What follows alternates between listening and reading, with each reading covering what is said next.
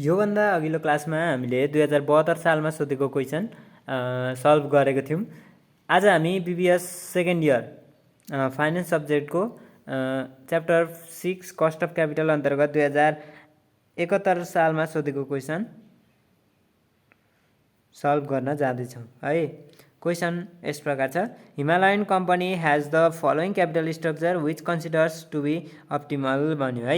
भनेको यो हिमालयन कम्पनीको चाहिँ क्यापिटल स्ट्रक्चर दिएको रहेछ, यो चाहिँ अप्टिमल क्यापिटल स्ट्रक्चर हो अरे है। यसबाट गर्दाखेरि चाहिँ प्रफिट राम्रै कमाउँछ भन्ने जस्तो अप्टिमल आदर्शतम क्यापिटल स्ट्रक्चर चाहिँ यति गर्दाखेरि चाहिँ कम्पनीको राम्रो भइरहेछ भन्ने कुरा यसले जनाउँछ है, अप्टिमलले चाहिँ। अब त्यस पछाडि के भन्यो क्वेसनले भने डेप्ट दियो, वेट अफ डेप्ट 25%, यसलाई डब्लुडी भनिदिने, वेट अफ प्रिफर्ड स्टक डब्लुपिएसलाई 15% भइहाल्यो। अनि कमन स्टकलाई कति दिएको छ भन्दाखेरि हाम्रो 60%, डब्लुएस 60% भयो है। अब त्यस्तै गरेर the company's tax rate is 40% भन्यो, ट्याक्स रेट 40% रहेछ। And investor expected to earning dividend to grow at a constant rate of 9% in future भन्यो है। भनेको कन्स्टेन्ट ग्रोथ रेट चाहिँ कति रहेछ त 9% रहेछ। अनि the company paid dividend of ₹36 per share भनेर भन्यो, 36 पर सेयर भनेको छ है। भनेको यो चाहिँ D0 हो, D0 चाहिँ कति रहेछ त भन्दा 36 रहेछ। अनि stock currently sells at price of ₹600 per share भन्यो। स्टकको अहिलेको करेन्ट प्राइस चाहिँ कति रहेछ, current price of stock P0 चाहिँ 600 रहेछ। अनि this terms would apply a new security offering भन्यो है। कमन स्टक भन्यो, new common stock would have a flotation cost of 10% भन्यो है। जुन न्यू कमन स्टक, नयाँ कमन स्टक इस्यु गर्दाखेरि त्यसमा चाहिँ 10% फ्लोटेसन कस्ट लाग्दो रहेछ भनेर भन्दैछ। अनि प्रिफर्ड स्टकको कुरा गर्यो, प्रिफर्ड स्टकमा new preferred stock could be sold at the public price of ₹100 भन्यो। यो पब्लिक प्राइस भनेको VPS भइहाल्यो। अनि विथ अ डिभिडेन्ड अफ ₹11, एउटा सेयरको डिभिडेन्ड चाहिँ कति हुँदो रहेछ, ₹11 हुँदो रहेछ, यो प्रिफर्ड स्टक डिभिडेन्ड अथवा preferred dividend. And flotation cost of 5 per share would be incurred भन्यो है। फ्लोटेसन कस्ट पनि दिएको छ भने चाहिँ हामी के गर्छौँ, फर्मुला लाउँदाखेरि जस्तै कस्ट अफ प्रिफर्ड स्टकको फर्मुला लाउँदाखेरि हामी के गर्छौँ भने DPS डिभाइड बाई NP गर्छौँ है। अरू बेला चाहिँ DPS डिभाइड बाई VPS हुन्थ्यो, यही 100 हुन्थ्यो। अब यदि फ्लोटेसन कस्ट पनि हाम्रो प्रिफर्ड स्टकमा लागेको छ भने चाहिँ हामीले जहिले पनि DPS डिभाइड बाई NP यानि कि नेट प्रोसिड गर्छौँ। नेट प्रोसिडको फर्मुला भनेको चाहिँ VPS यानि कि current price of preferred stock, यसलाई P0 पनि भन्छ, P0 माइनस फ्लोटेसन कस्ट गर्नुपर्छ है। भनेको यो 100मा ₹5 घटाएर चाहिँ 95 चाहिँ हाम्रो के हुन्छ, नेट प्रोसिड हुन्छ है, NP हुन्छ।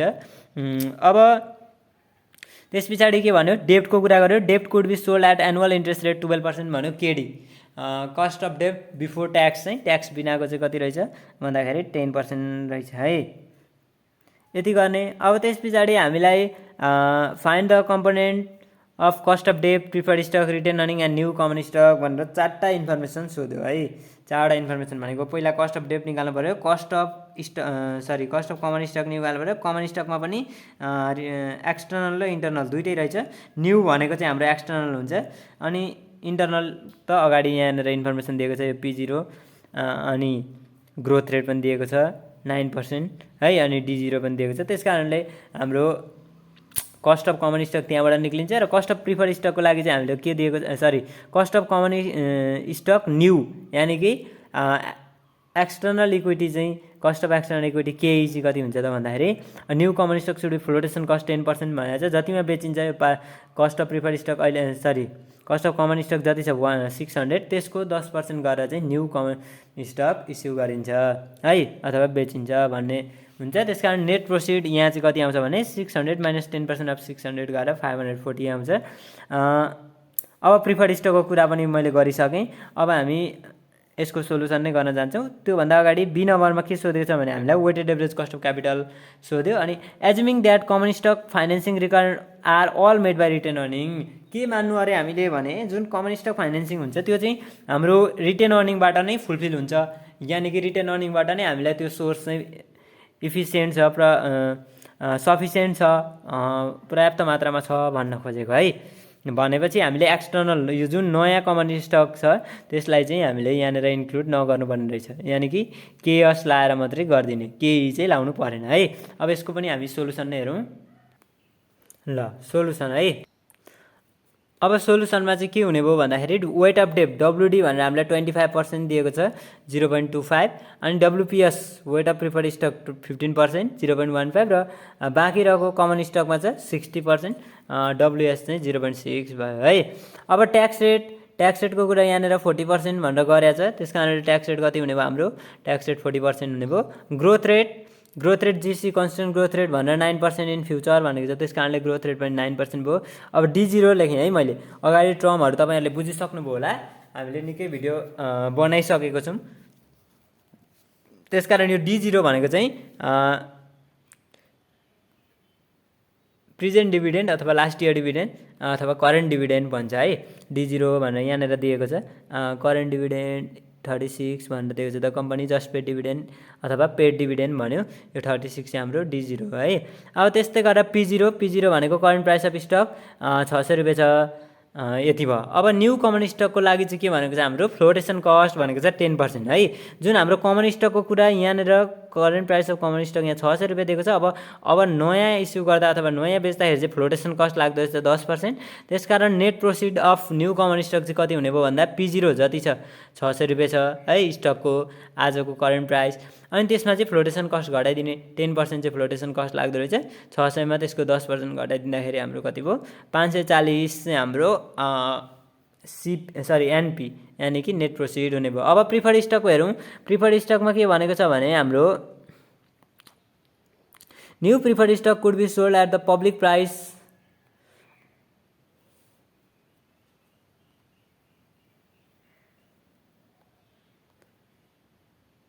Price at 100 per share and dividend 11 and flotation cost 5 भनेको छ है।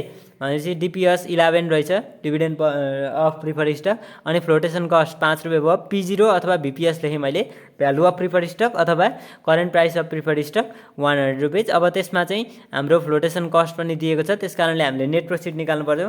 नेट प्रोसिड भनेको चाहिँ P0 अथवा VPS माइनस फ्लोटेसन कस्ट गरिदिने, 100 रुपियाँ छ हाम्रो present value of preferred stock अथवा भ्यालु अफ प्रिफर्ड स्टक, त्यसमा चाहिँ 5 रुपियाँ चाहिँ फ्लोटेसन कस्ट लाग्दो रहेछ।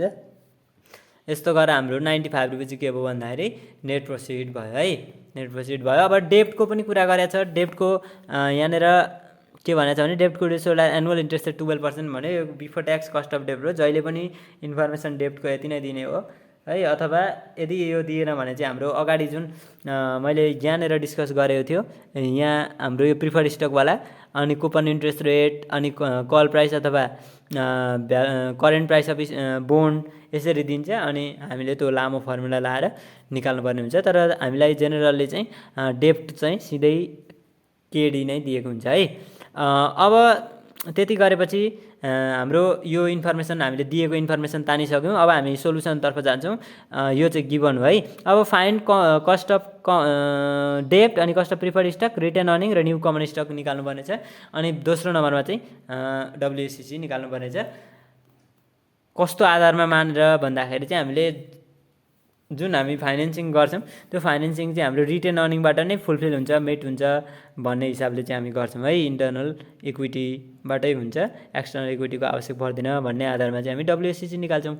ल अब यो त गिभन तानियो, अब यसको सोलुसन हेरौँ है। अब हामी कस्ट अफ यो ए नम्बरमा कस्ट अफ कम्पोनेन्ट पनि कस्ट अफ डेप्ट, cost of preferred stock, cost of retain earning र कस्ट अफ न्यू कमन स्टकको सोलुसन हेर्छौँ। ल हेरौँ अब कस्ट अफ डेप्ट आफ्टर ट्याक्स है, केडी निकाल्नु पऱ्यो। केडी ब्राकेट 1 - T भयो। अब केडी हाम्रो कति थियो, कस्ट अफ डेप्ट भनेर यहाँनिर दिएको थियो एनुअल इन्ट्रेस्ट रेट 12% भनेर दिएको थियो है। केडी चाहिँ कति दिएको थियो 12% दिएको थियो, त्यसकारण 12 ब्राकेट 1 - ट्याक्स रेट भनेको हाम्रो 40% छ है। 40% गर्दाखेरि हाम्रो कति भयो 7.2% आयो। अब कस्ट अफ डेप्ट सकेपछि कस्ट अफ न्यू कमन इक्विटीको कुरा गरेको छ हाम्रो। न्यू कमन इक्विटी केहीमा चाहिँ के फर्मुला लाग्छ भने D1 / NP + GC लाग्छ है। GC भनेको कन्स्टेन्ट ग्रोथ रेट हो। अब D1 अब हामीलाई क्वेसनमा के दिएको थियो करेन्ट डिभिडेन्ड भनेर दिएको थियो, त्यो भनेको त हाम्रो D0। अब D0 लाई D1 बनाउनको लागि चाहिँ के गर्ने भन्दाखेरि D0 1 + G गर्ने भनेको D0 36 अनि ब्र्याकेट 1 भनेको 1 फर्मुलाको 1 प्लस जी भनेको 0.09 है। अनि D0 1 प्लस जी गऱ्यो D1 आयो। अनि डिभाइड बाई P0 भनेको अगाडि हाम्रो 600 रुपियाँ थियो स्टकको करेन्ट प्राइस 600 रुपियाँ, त्यो 600 राख्यो। अनि प्लस 0.09 चाहिँ हाम्रो कन्स्टेन्ट ग्रोथ रेट है।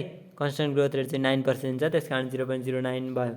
यति गर्दा हाम्रो cost of new common equity कति आयो? 16.27% आयो। अब हामीलाई त जम्मा 4टा सोधेको छ, 4टा सोधेकोमा 2टा गऱ्यौँ। अब कस्ट अफ कमन इक्विटी पनि निकालौँ।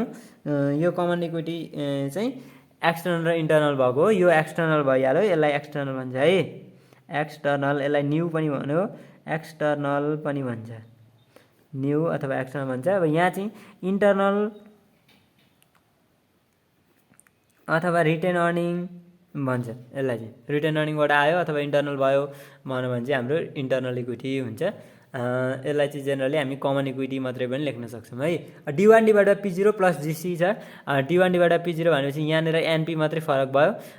NP अघि फ्लोटेसन कस्ट घटाइवरी चाहिँ 540 थियो, तर त्योभन्दा अगाडि हामीले करेन्ट मार्केट प्राइस अथवा करेन्ट स्टक प्राइस चाहिँ कति छ? 600 रुपियाँ छ, त्यति हो भ्यालु फरक है। अरू 0.09% पनि सबै सेम हो है त, सबै सेम हो। अब त्यति गर्दाखेरि हाम्रो 15.54% आउँदो रहेछ। अब कस्ट अफ प्रिफर्ड स्टक है। अब कमन इक्विटीको पनि एक्सटर्नल इन्टर्नल दुइटै निकालिसक्यो। अब कस्ट अफ प्रिफर्ड स्टक हेरौँ। कस्ट अफ प्रिफर्ड स्टकको पनि यदि हामीलाई फ्लोटेसन कस्ट सहित दिएको छ भने चाहिँ हामीले जहिले पनि DPS भनेको dividend of preferred stock divide by NP गर्नुपर्छ भनेर भनेको थियो अगाडि फर्मुला क्लासमा पनि। यदि क्वेसनमा हामीलाई यो NP निक्लिने अवस्था छैन, यानि कि फ्लोटेसन कस्ट दिएको छैन भने चाहिँ हामीले VPS यानि कि present value of preferred stock अथवा current price of preferred stock VPS लाई आधार मान्न सक्छौँ है। DPS डिभाइड बाई VPS गर्न सक्छौँ। त्यो VPS लाई चाहिँ P0 पनि मान्ने चलन छ। अब DPS हाम्रो 11 छ। 11 भागा 95 भनेको चाहिँ 100मा त्यो फ्लोटेसन कस्ट 5 रुपियाँ घटेर 95 हुन आएको हो। 11 भागा 95 गर्दाखेरि चाहिँ 11.58% हाम्रो के आउँदो रहेछ? कस्ट अफ प्रिफर्ड स्टक आउँदो रहेछ। अब weighted average cost of capital है। Weighted average cost of capital निकाल्नु पर्यो। Weighted average cost of capital त अगाडिदेखि धेरै नै गरिसक्यौँ, तपाईँहरूलाई यो त याद पनि भइसक्यो होला सम्भवतः। Weighted average cost of capital WACC चाहिँ WD into KD plus WS into KS plus WPS into KPS। किन यहाँनिर यो जुन छ एक्सटर्नल इक्विटीवालाको टर्म चाहिँ आएन त भन्दाखेरि क्वेसनले क्लियरली भनिदिएको छ हामीलाई, जुन उसले weighted assuming that the common stock financing requirement are all made by the retained earning. यो जति कमन स्टक फाइनेन्सिङ छ त्यो चाहिँ रिटेन अर्निङबाट नै फुलफिल हुन्छ। यानि कि अल मेड भनेको छ नि यहाँनिर, जुन all made by retained earning, retained अर्निङले नि त्यो सबै भ्याउँछ अथवा कभर गर्छ भनेको कारणले चाहिँ हामीले रिटेन अर्निङसँग सम्बन्धित इन्टर्नल इक्विटीको फर्मुला लायौँ है WACC मा। अब एक्सटर्नलको कुरा गरेको थियो भने हामी के गर्थ्यौँ? यो 4टै इन्फर्मेसन लाउँथ्यौँ।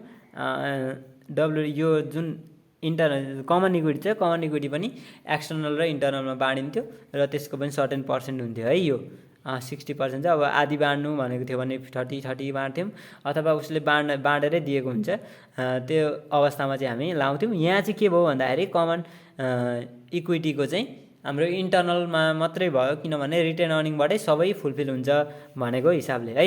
यति गर्दा हाम्रो 12.86% आयो। जस्ट यहाँ त फर्मुलामा भ्यालु मात्र पुट गरेछ है त। तपाईहरूलाई यो भिडियो कस्तो लाग्यो? हामीले यो 2071 सालमा सोधेको क्वेसन पनि गऱ्यौँ है। म सोलुसन तपाईँलाई एकछिन होल्ड गरेर देखाइदिनेछु। ल, गिभन अगाडि गिभन मैले देखाइनँ, गिभन तपाईँहरूले सार्न सक्नुहुन्छ। भएन भने म फेरि पनि देखाउने छु। पहिला यो स्क्रिनसट गर्नु होला एकचोटि। यो स्क्रिनसट गरिसकेपछि म यतापट्टि फर्स्ट पार्ट यानि कि गिभनवाला पनि म देखाइदिनेछु र क्वेसन पनि सँगसँगै स्क्रिनसट गरिहाल्नु होला है। मैले एकछिन होल्ड गरिदिइसकेँ। अब क्वेसनको पनि म एकछिन होल्ड गरिदिनेछु भिडियोमा। क्वेसन चाहिँ हाम्रो यो 13 नम्बर हो है, अहिलेको जुन 13 नम्बर क्वेसन हो। बुझिन्छ होला तपाईँहरूले स्क्रिनसट गर्दा पनि भन्ने हिसाबले मैले यो स्क्रिनसट गरेर पनि तपाईँहरूलाई पढ्न सजिलो होस् भनेर यो एकछिन होल्ड गरिदिएको है। ल, क्वेसन नम्बर 13 हो यो, 2071 सालमा सोधेको क्वेसन। अब यदि तपाईँहरूसँग क्वेसन छ भने त्यही क्वेसन हेर्न पनि सकिहाल्नुहुन्छ। सोलुसन चाहिँ यहाँ मैले अगाडि होल्ड गरिदिएँ है। अब यसको गिभन पनि हेरौँ एकचोटि। ल है त, गिभन चाहिँ यस्तो छ। ल गिभनमा चाहिँ हाम्रो 71 सालमा सोधेको क्वेसन 13 नम्बर गिभन यसरी छ है, स्क्रिनसट गर्नु होला। यो केडी चाहिँ 12% हो, 12% हो। हस्, थ्याङ्क यू।